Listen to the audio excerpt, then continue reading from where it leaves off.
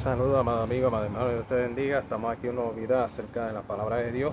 Y hoy estaremos hablando, siguiendo la misma línea del pasado video, pero en otra cita, acerca de la resurrección. Así que yo quiero estar leyendo la gloria de Dios, un pasaje que se ha interpretado por lo que se conoce como la doctrina del arrebatamiento del rapto, la que se ha basado.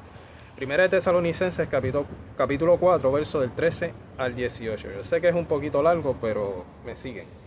Dice la gloria de Dios: tampoco queremos, hermanos, que ignoréis acerca de los que duermen, para que no os entristezcáis como los otros que no tienen esperanza. Porque si creemos que Jesús murió y resucitó, así también traerá Dios con Jesús a los que durmieron en él. Por lo cual os decimos esto en palabra del Señor, que nosotros que vivimos, que habremos quedado hasta la venida del Señor, no precederemos a los que durmieron.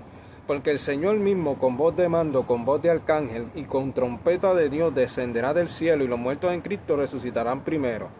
Luego nosotros, los que vivimos, los que hayamos quedado, seremos arrebatados juntamente con ellos en las nubes para recibir al Señor en el aire. Y así estaremos siempre con el Señor. Por tanto, alentad los unos a los otros con esta palabra. Por tanto, alentaos los unos a los otros con estas palabras. Así que realmente yo quiero estar hablando acerca de este pasaje,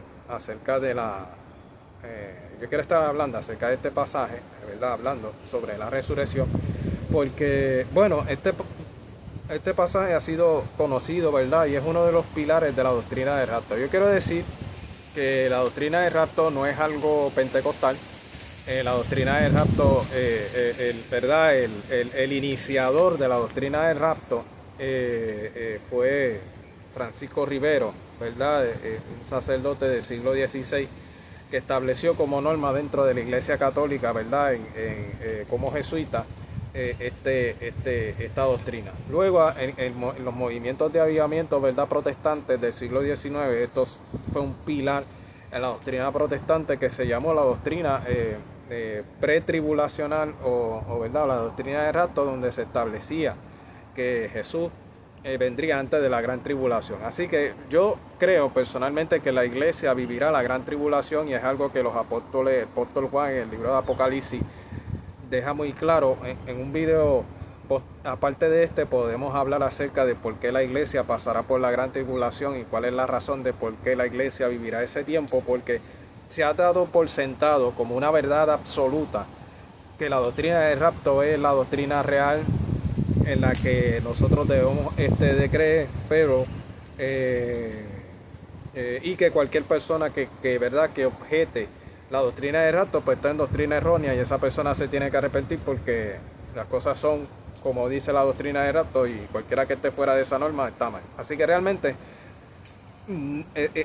esta doctrina, como todas las doctrinas eclesiásticas, tienen historia, pero la doctrina del rapto no es una doctrina pentecostal, no es una doctrina protestante, sino que nace junto en el contexto de la verdad en el siglo XVI por parte de este sacerdote llamado Francisco de Rivero, jesuita en aquella época. Que sea católico no quiere decir que estaba mal. Lo que yo quiero decir es que realmente no es una interpretación que no emerge de los apóstoles, no emerge de Cristo, no emerge de la Biblia, sino que es una interpretación del Apocalipsis o de los momentos futuros escatológicos que realmente pues es una base de interpretación por lo cual se puede cuestionar y se puede refutar también, como yo lo veo a través de la Biblia. Así que, pero eso es en otro caso. Pero lo menciono pues como primer paso, para dejar en claro y en clave pues lo que vamos a discutir acerca de este pasaje y qué quiso decir Pablo en este pasaje, que no tiene nada que ver con la doctrina del rapto. Así que realmente, para hablar de un trasfondo, ¿verdad?, histórico, Pablo había ido a Tesalónica en Hechos 17 y se había encontrado que estaba ganando, ¿verdad?, almas para Cristo, pero aquellos que no creían pues los estaban persiguiendo. Quiere decir de que la iglesia de Tesalónica era una iglesia muy perseguida, y usted en el capítulo 2 de la misma carta de Primera de Tesalonicenses, capítulo 2, verso 14, Pablo dice: Pablo dice, vosotros, hermanos, vinisteis a ser imitadores de las iglesias de Dios en Cristo Jesús que están en Judea. Habéis padecido de los de vuestra propia nación las mismas cosas que ellas padecieron de los judíos. Pablo dice, los cuales mataron al Señor Jesús y a sus propios profetas, y a nosotros nos expulsaron, y no agradan a Dios y se oponen a todos los hombres, impidiéndonos hablar a los gentiles para que estos se salven. Así colman ellos siempre la medida de sus pecados, pues vino sobre ellos la ira hasta el extremo. Así que realmente Pablo muestra aquí que había encontrado, la misma iglesia estaba sufriendo oposición y persecución, y muchos de los hermanos en la fe de la iglesia habían muerto a causa de su fe por la persecución.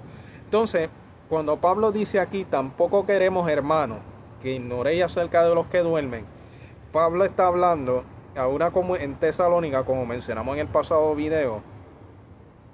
No había una concepción clara de la resurrección. Quizás para nosotros hoy en el mundo postmoderno o con nuestra mentalidad occidental, pues nos es fácil creer que después de una vida, al menos en Occidente, que después de la siguiente vida, pues hay algo más allá de la muerte. Pero en el mundo helenístico, esa creencia no existía. Así que realmente la creencia con la que crecieron los tesalonicenses fue que cuando una persona se moría, ahí acababa todo. Y es decir, las personas en la iglesia, al ver a sus seres queridos morir por causa de su fe, por causa de Cristo, pues ellos se estaban preguntando si había alguna razón para seguir perseverando en la fe. O sea, ¿vale la pena dar la vida por Cristo en esta tierra? O sea, ¿vale la pena dar la vida por la convicción que yo tengo? Porque realmente, pues, era lo que estaba inquietando a la comunidad de tesalonicenses, y muchos de ellos estaban pensando, o algunos de ellos estaban pensando, pues volver atrás, porque decían, yo estoy dando la vida por Cristo, pero yo veo de que dicen que Cristo reina por todos los siglos de los siglos y que ascendió a los cielos y Él es Rey de Reyes y es que Él es el soberano de la tierra, pero cuando las circunstancias de mi vida me dicen de que pues mis seres queridos están muriendo por causa de Él y Él no hace nada. O sea, realmente ¿tiene algún sentido morir por la causa de Cristo injustamente?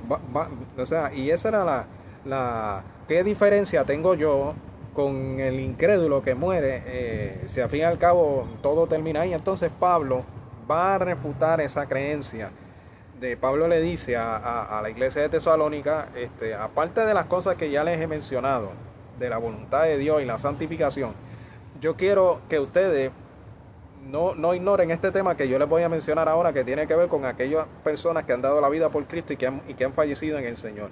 Y Pablo dice, para que no os entristezcáis como los otros que no tienen esperanza. Es decir, de que cuando Pablo está hablando aquí de los otros que no tienen esperanza, nosotros hoy día lo achacamos a la persona que no sirve a Dios, que está sin fe y sin esperanza. Y aunque eso es cierto, la creencia que Pablo está aquí queriendo refutar y aclarar es la creencia del helenismo, de que todo termina cuando uno se muere. Entonces Pablo dice que esos que no tienen esperanza, porque están sujetos a esa creencia, pues Pablo dice, les voy a decir esto para que ustedes no ignoren más este asunto de los que ya han partido con el Señor. Y Pablo dice que si creemos que Jesús murió y resucitó, así también Dios con Cristo Jesús traerá a los que durmieron en Él. Es decir, Pablo les está diciendo, así como ustedes han escuchado y creído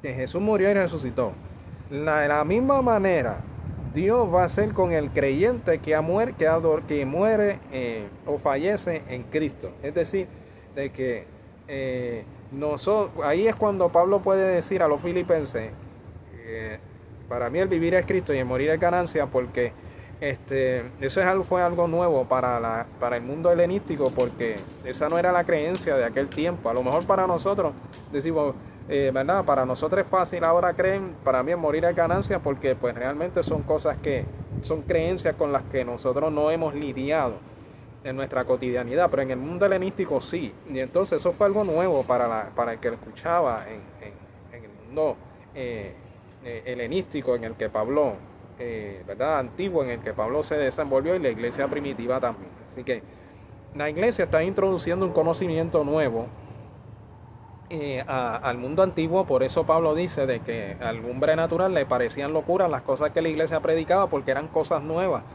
que la iglesia estaba lanzando a la luz a través del evangelio. Así que el evangelio era un conocimiento para el incrédulo que era chocante creer que Pablo dice los judíos piden señales y los griegos buscan sabiduría, pero nosotros predicamos a Cristo crucificado. Es decir, de que ahí estuviera basada la sabiduría resultó algo nuevo, escandaloso para los griegos y para los judíos también. Así que realmente, porque unos buscaban señales y otros sabiduría. Así que realmente, pero aquí dice,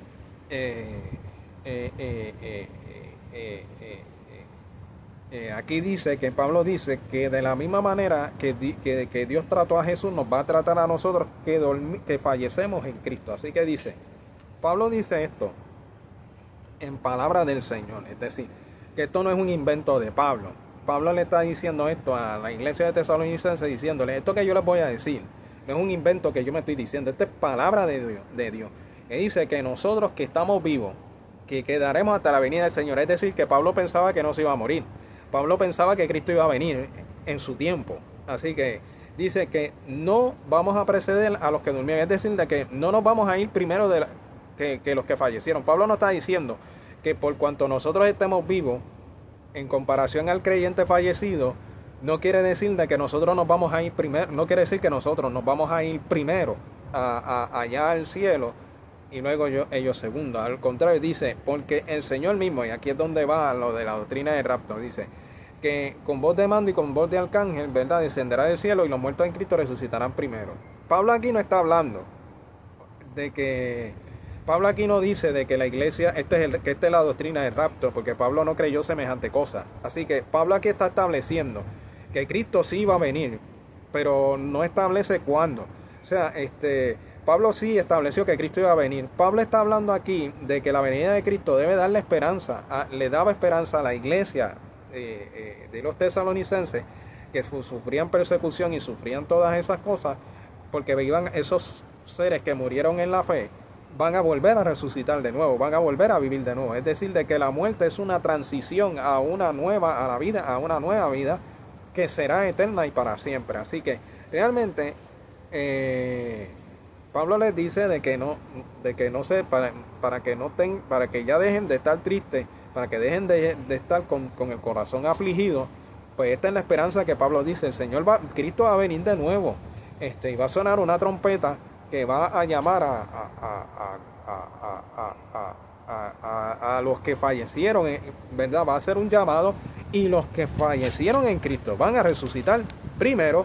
Y dice Pablo, luego nosotros los que vivimos, que íbamos a ascender juntamente con ellos para encontrarnos con el Señor en el aire, y así estaremos siempre con el Señor. Y Pablo concluye diciendo que nos alentemos con estas palabras, es decir, de que estas palabras eran para alentar el corazón de los creyentes de Tesalónica que sufrían persecución, porque Cristo iba a venir de nuevo. Así que realmente aquí Pablo no está hablando de un rapto, aquí Pablo está hablando de una venida de Cristo, y está hablando expresamente, sin dar muchos detalles, que Cristo iba a venir, y que esto es razón de esperanza pues para la iglesia.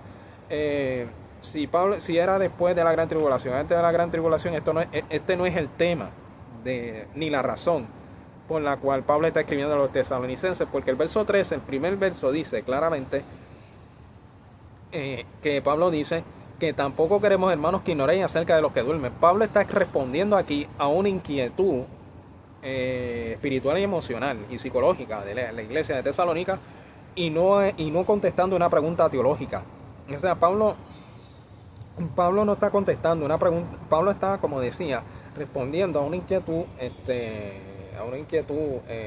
Pablo está respondiendo a una inquietud espiritual, emocional y psicológica y mental, ¿verdad?, de ánimo y de corazón, y no a una pregunta teológica de cuándo pasa o no pasa la gran tribulación. Eso no es lo que se está manteniendo en juego en este pasaje bíblico. Así que realmente este es el sentido que Pablo le da a la resurrección, y lo que explica el pasaje de Primera de Tesalonicenses, capítulo 4, versos del 13 al 18. Así que para hablar con un lujo de detalles, si usted quiere saber cómo será la venida de Cristo, el mismo Cristo estableció cómo sería su venida, que después de la tribulación de aquellos días, y él da una serie de detalles que podemos hablar luego, y dice, y él vendrá con gran poder, con gran poder, con poder y gran gloria. Así que realmente es muy interesante que la ciencia dice que el mundo se va a acabar